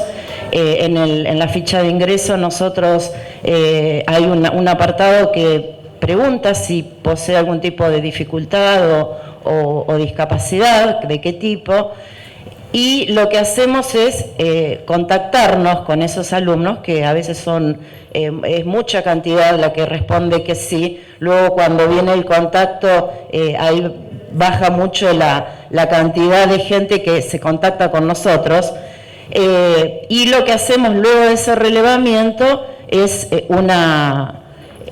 lo citamos y hacemos una reunión para evaluar las barreras que pueda llegar a tener, las dificultades, si necesita realmente, porque partimos de esta base que nosotros lo que tenemos que brindar ese apoyo, y no es el alumno el que tiene que adaptarse a la universidad. Entonces, también desde la infraestructura, por ejemplo, y esto, yo me acordaba, es también un poquito de ensayo y error, ¿no? Porque pensamos, está divina la universidad, tiene rampas, tiene señaléctrica, baños adaptados, pero en la realidad, cuando nos toca realmente la silla de ruedas, la silla de ruedas que transita por todos los espacios universitarios, nos damos cuenta que, bueno, sí, siguen habiendo barreras. Tuvimos que hacer ahora está en proyecto hacer un salva escalón, porque la silla eléctrica la silla común y la silla eléctrica tampoco podía subir ese escaloncito mínimo, que quizás no se vio como una barrera, pero realmente era una barrera. O sea, cuando se transita el lugar, cuando lo transitamos nos aparecen nuevas barreras en cuanto a infraestructura. La provisión de recursos educativos, tratábamos de brindarle computadoras, sobre todo empezamos con alumnados ciegos, instalar el programa JOS, que cada uno tuviera una computadora, tutorías, y estas tutorías, bueno, acá entro yo en juego, como tutora especialista. Yo soy profesora de ciegos y retraso intelectual. En realidad mi rol no es determinante en la discapacidad, es trabajar con la persona, es trabajar de acuerdo a las barreras y tratar de eliminar o minimizar esas barreras. Nos suscribimos a la biblioteca de Tiflonexos, y como final, las tutorías, le quería aclarar, tutorías son tutorías académicas, tutores pares y tutores especialistas. Desde ahí se trabaja colaborativamente, aportando cada uno desde sus saberes. Por ejemplo, yo análisis matemático, Ale, ayúdame, todas esas materias raras no las conozco, o sea, mi formación profesional no está dada en un análisis matemático. Las chicas por ahí que son MAI de secundaria deben saber cuando les toca adaptar contenidos de química. Entonces, yo siempre digo, ¿no? Sentarte con el profesor y decir, bueno, a ver, ¿cuál es el objetivo? ¿Qué es lo que vos querés que enseñe? ¿Y cuáles son los accesorios, no? Yo le llamo accesorios porque vieron que cada materia tiene su objetivo bien marcado, bien específico, y tiene adornitos después. Yo le llamo adornitos.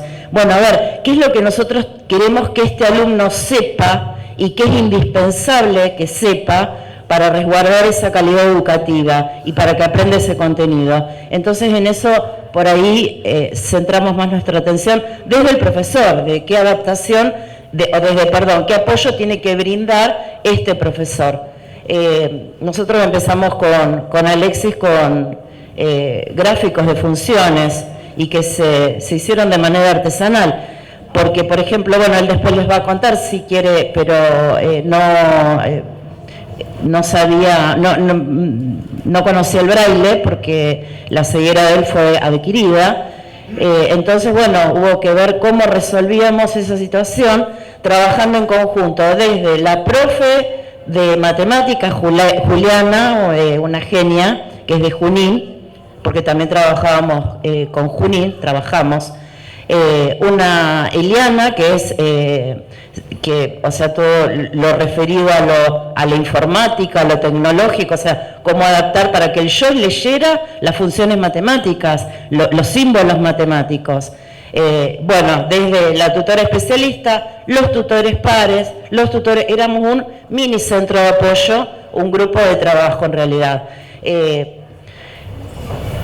Así es como, bueno, llegamos a conformar esta comisión, que el objetivo primordial es garantizar el derecho a la educación y la igualdad de oportunidades, y que lograr tener profesionales idóneos, y que todo aquel alumno, todo aquel joven que quiera y tenga las ganas de estudiar, porque eso también lo estaba viendo, o sea, cuando hacemos las entrevistas iniciales, no poner un techo, no limitar, sino que ver qué ganas de estudiar tiene, o sea, si va a poder continuar, porque lo que pretendemos precisamente,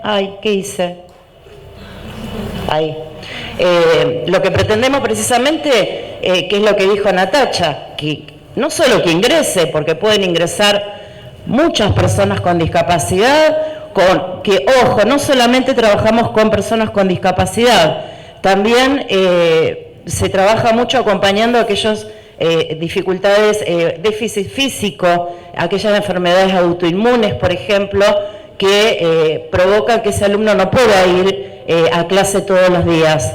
Entonces, bueno, también se trabaja con un sistema de tutorías, o, bueno, acompañando siempre al alumno, siempre se acompaña al alumno, al docente, a los tutores y a la familia también, porque hay muchos casos que requiere la familia. Esto, por ejemplo, también el anticipar, que es lo que, por eso que te decía, cada cosita que contabas, a veces ha ocurrido que algún alumno ciego ha ido a un salón y se ha encontrado con que había cambiado el aula y nadie la había anticipado, ¿no? Porque es cosas que ocurren, o sea, por más organizada que sea una universidad, son cosas que ocurren.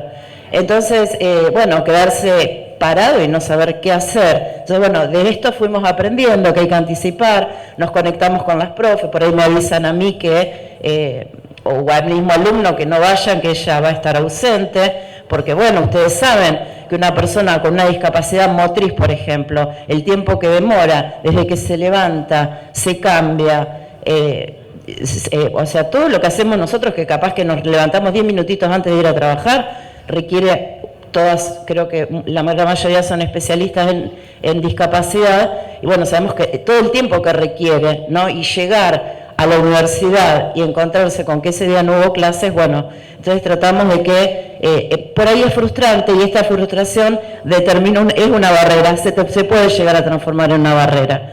Entonces, bueno, de esa forma trabajamos, que ingrese, que permanezca, que es lo más complicado, que permanezca y que egrese, y que el abandono de la carrera, de lo que decidió estudiar, no sea por las barreras que ha tenido, que ya no las voy a repetir porque las nombró Pilar, sino que por decisión propia, o porque no tenía ganas de estudiar, como nos puede pasar a cualquiera de nosotros. No tengo ganas de estudiar, no me interesa, me equivoqué de carrera, pero no por las barreras que pueda tener la institución. La conformación, ¿cómo se conformó? Un representante titular y un suplente por cada unidad académica, la Secretaría Académica de la Universidad, un representante titular y un suplente de la Dirección de Infraestructura, que a estos muchachos los estamos volviendo un poquito locos, ¿no? Con el tema de la infraestructura y de las cosas que todavía hay que modificar. 2 estudiantes, 2 trabajadores no docentes, integrantes del equipo de accesibilidad académica y la comisión que es presidida por mi coordinador, que es Alexis Rodríguez, que ahora le voy a pasar la posta a él para que hable un poquito cuál es el plan de acción. Estamos, esta comisión formalmente empezó a trabajar este año, formalmente digo porque como comisión siempre estuvimos dentro del programa de accesibilidad y con este mini centro de apoyo. Pero bueno, empezamos a funcionar ahora, son los planes de acciones con los que estamos trabajando. Yo ahora los dejo con Alexis, muchas gracias, espero que cualquier pregunta, después yo voy a dejar un mail si se quieren comunicar, cualquier pregunta, sí, ahora le doy a Ale. Ale, ¿te doy el micrófono o te lo doy? Como vos quieras. Bueno, para empezar quiero contar mi experiencia personal como alumno de la UNOVA. Escuchar recién a los que hablaban y comentar de circunstancias que personas con discapacidad podemos experimentar en la universidad. Y me quedaron pensando 2 palabras, en familia y en barreras. Como dije antes, por supuesto que hay barreras, pero que no son limitantes, sino que son circunstanciales que no nos impiden a las personas con discapacidad poder ingresar, permanecer y estudiar en la universidad. Simplemente es encontrar el método, la manera y el medio por el cual esas barreras se puedan minimizar.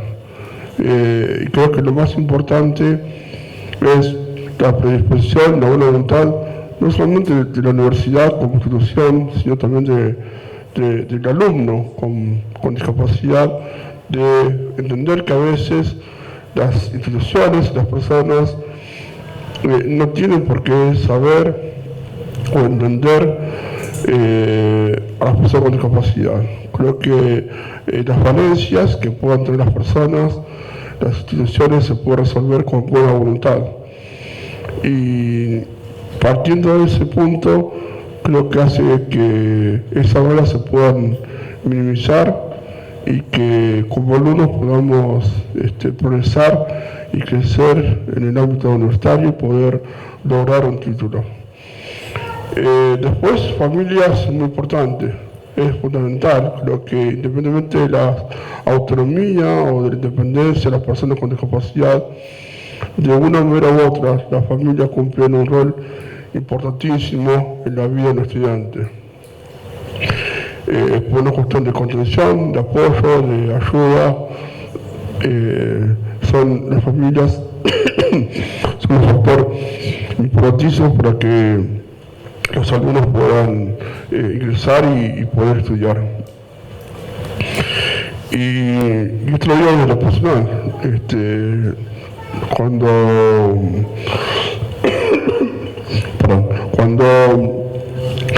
nos casamos con mi esposa, ella siempre me ayudó y me alentó a poder estudiar en la universidad y poder elegir la carrera.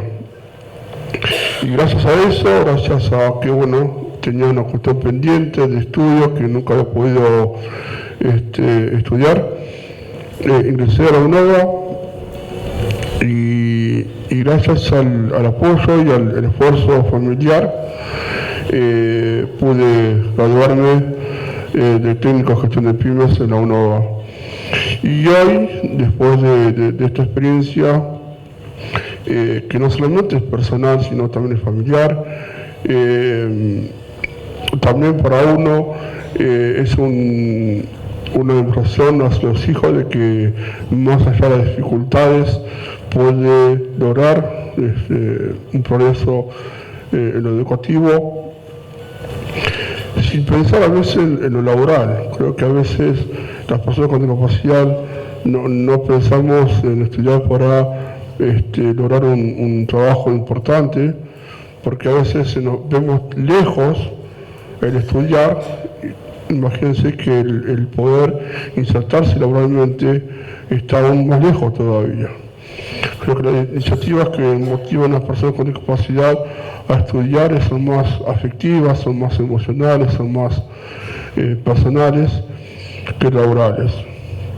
Aunque después, por supuesto, cuando logramos los objetivos de estudiar, se abren puertas, y creo que la mejor manera de que podamos, las personas con discapacidad, lograr espacios, lograr ámbitos, poder insertarnos no solamente en la educación, sino en el ámbito laboral, es por medio de logrando conocimiento.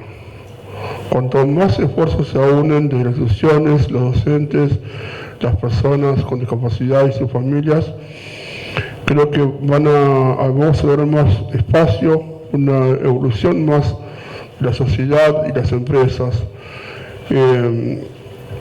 Creo que las leyes y las normativas que hoy están establecidas son herramientas que nos dan para poder lograr ciertos objetivos. Pero cuanto más personas con discapacidad puedan insertarse en la educación superior y terminar, creo que eso va a lograr que automáticamente se generen espacios y ámbitos donde puedan las personas con discapacidad ocupar esos espacios. Y luego de haber hablado de la UNOVA, se me dio el privilegio y la oportunidad de poder coordinar esta comisión, que sobre todo es, tratar de hacer de una manera más, si se quiere, organizada o formal, institucional, lo que ya se venía haciendo antes conmigo y con otros estudiantes. Y lo importante de la comisión, más allá de brindar las herramientas, como dijo Ana, y los medios para que los alumnos ingresen y permanezcan, importante creo que es el apoyo anímico y social que podamos dar desde la comisión, desde lo personal, de poder contarles que a veces no es fácil, que requiere esfuerzo, tiempo, disposición, pero que se puede y que es posible. Si la persona con discapacidad lo entiende que es posible, no importa los tiempos, no hay una carrera contra el tiempo, sino no importa que cada uno vaya a su ritmo, es posible. Y si tiene un acompañamiento familiar, esa permanencia en la universidad está garantizada. Así que básicamente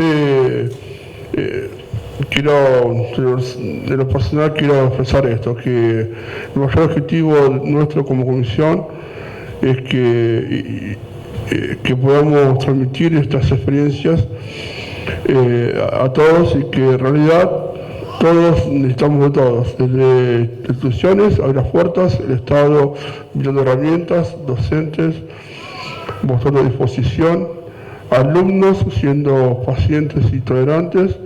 Creo que vamos a lograr que la inclusión con el tiempo sea algo más habitual, y creo que eso por sí solo en gran medida va a abrir puertas, y creo que cuando más estudiantes con discapacidad ingresen y permanezcan, se gradúen, sin duda creo que van a ayudar a una mejor constitución de estas realidades, y creo que por sí sola vamos a instalar poder lograr instalaciones o instalarnos en la sociedad de una mejor manera y más permanente y más firme. Así que gracias, Gonzalo, por este tiempo, por dejarnos compartir estas experiencias, y invitarlos a todos, desde el rol que ocupen, a que unan esfuerzos, que esto es lento, que no es sencillo, pero si logramos que una persona con discapacidad se inserte en la universidad y permanezca y se gradúe, entonces el objetivo habrá sido cumplido. Gracias.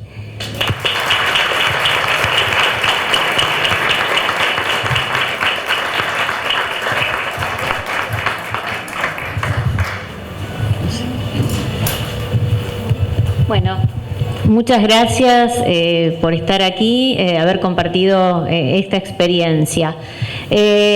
Ahora vamos a tener afuera un cafecito con algunas facturitas para todos ustedes, pero antes quería agradecerles a todos ustedes por haber compartido sus saberes, sus experiencias, sus acciones, y esto nos va a permitir poder construir nuevas acciones justamente a partir de este proyecto de accesibilidad de la UNLLADA y compartir experiencias y transformar en un trabajo colaborativo a partir de la comisión creada allí en UNOVA.